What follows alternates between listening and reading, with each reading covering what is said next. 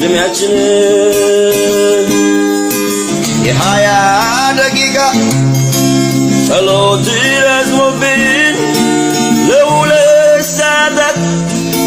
እርግጫና ያለን ከጸሎት ጋር ሚዛን ላይ መቀመጥ ካማረው